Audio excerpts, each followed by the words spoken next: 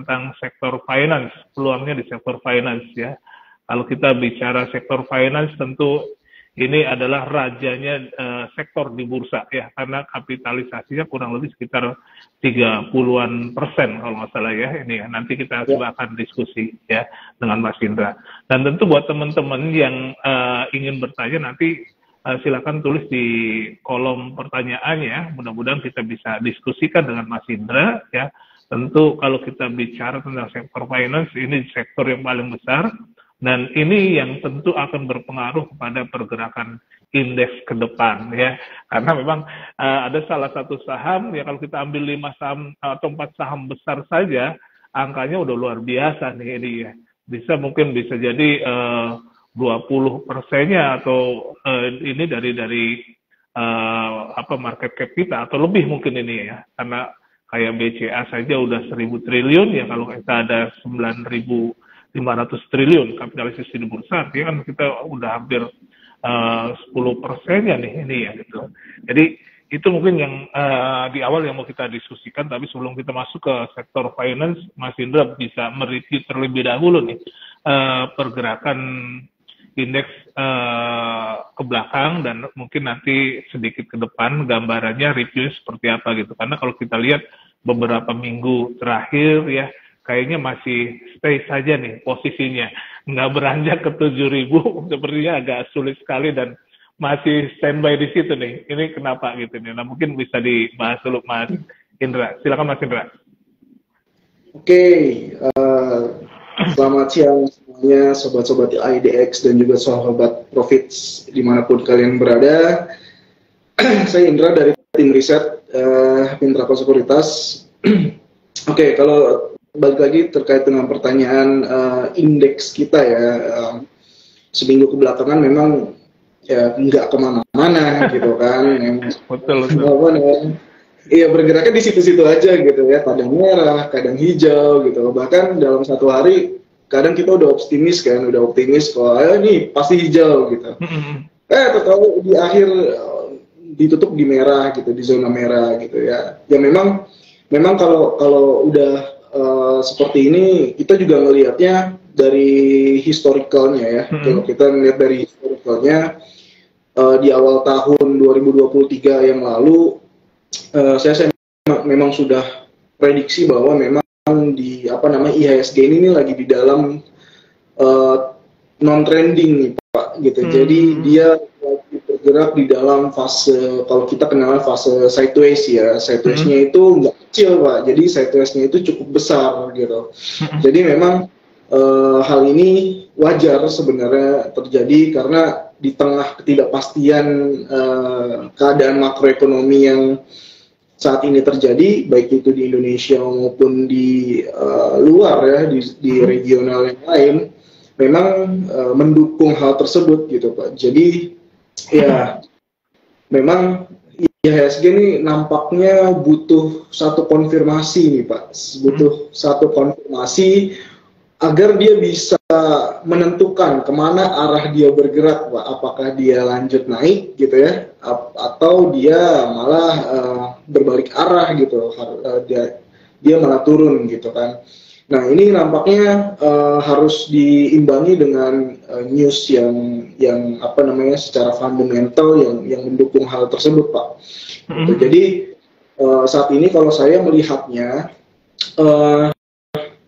pertama tadi ya, IHSG lagi sideways yang cukup besar, kemudian juga sentimen dari luar itu masih kurang untuk menggerakkan indeks kita, karena ya kita tahu lah 1 bulan belakangan ini aja kadang beritanya negatif gitu ya, kadang beritanya positif gitu kan. Jadi yang mana nih yang benar gitu kan? Kalau kemarin tuh Contohnya kemarin US debt ceiling ya, US debt ceiling itu kemarin kita udah fair nih, udah takut-takutan nih gitu kan, udah takut, wah ini utang Amerika nih gimana nih gitu, wah bisa default nih, bisa gagal bayar nih gitu. Tahu-tahu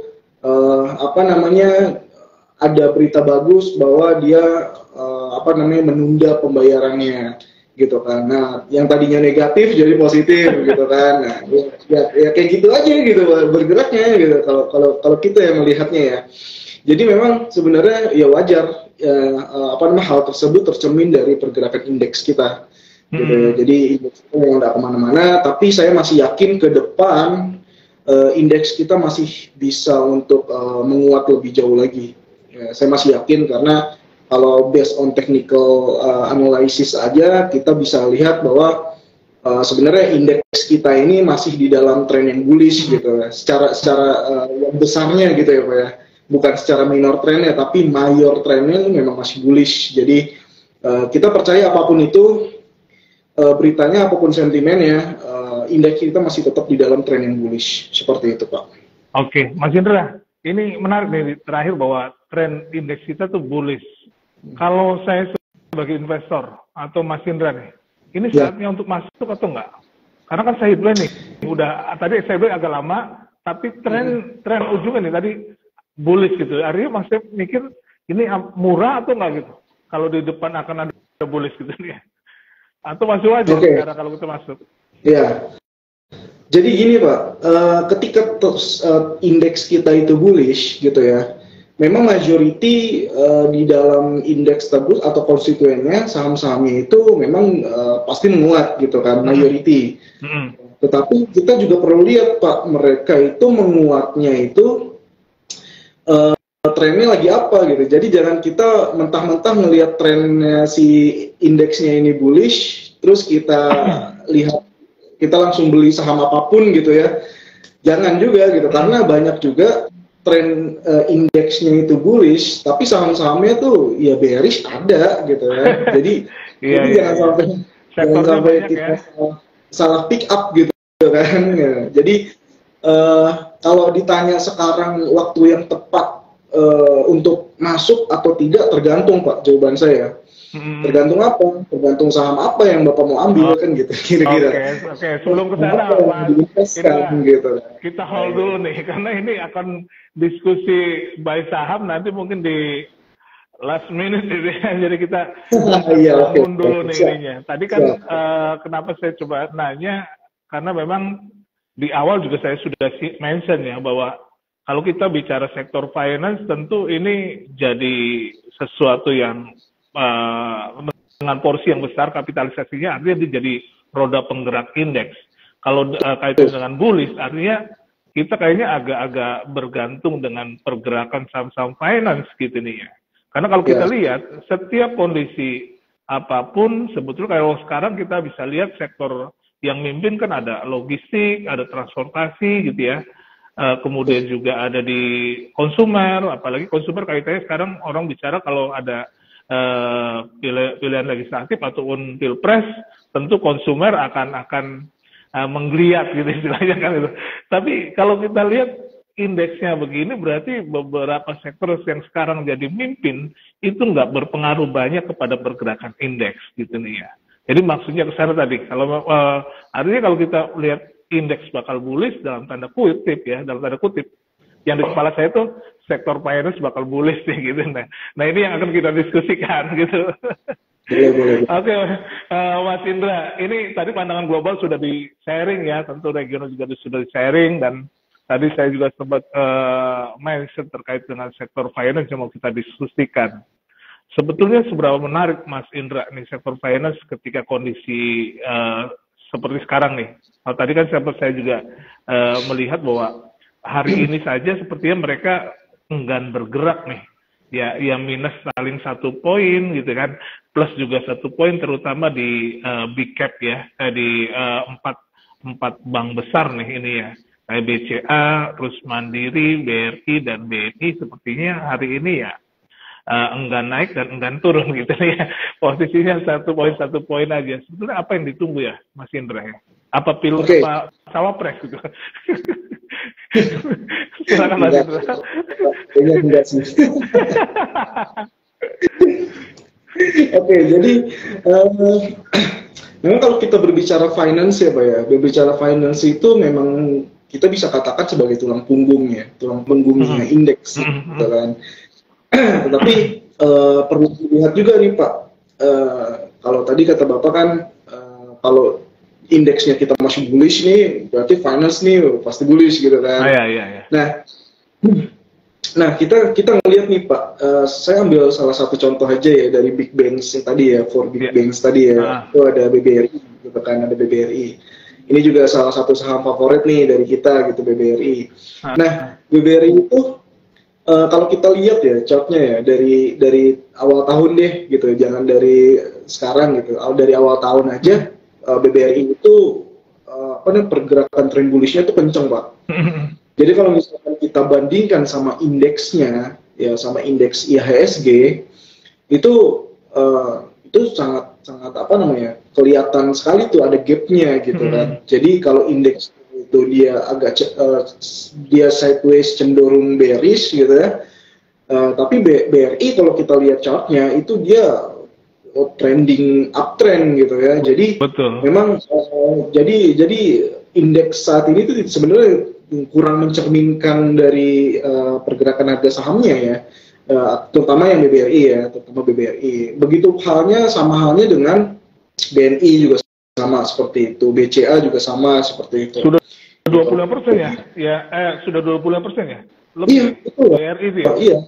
Dari tempat ya kalau salah ya? Iya, makanya sebenarnya kalau kita lihat indeks kita nggak kemana-mana, tapi saham finance-nya big banks, for big banks itu kemana-mana Pak, gitu kan. Jadi memang kalau kita bandingkan keduanya nih sebenarnya kalau kita pakai intermarket correlation ya, atau intermarket analysis gitu ya, ya sebenarnya korelasinya tuh nggak positif sebenarnya gitu.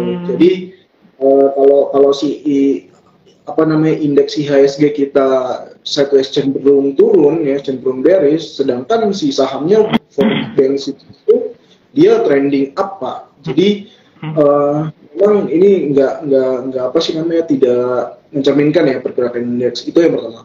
Nah yang kedua, karena saya melihatnya dari segi fundamental si big banks ini gitu kan, itu masih cukup solid Pak. Gampang ngelihatnya tuh gampang gitu kan. Pertama, kalau misalkan kita ngelihat sektor finance nih, terutama perbankan yang gede-gede, itu kita lihat aja Pak keadaan perekonomian kita kayak gimana, gitu kan?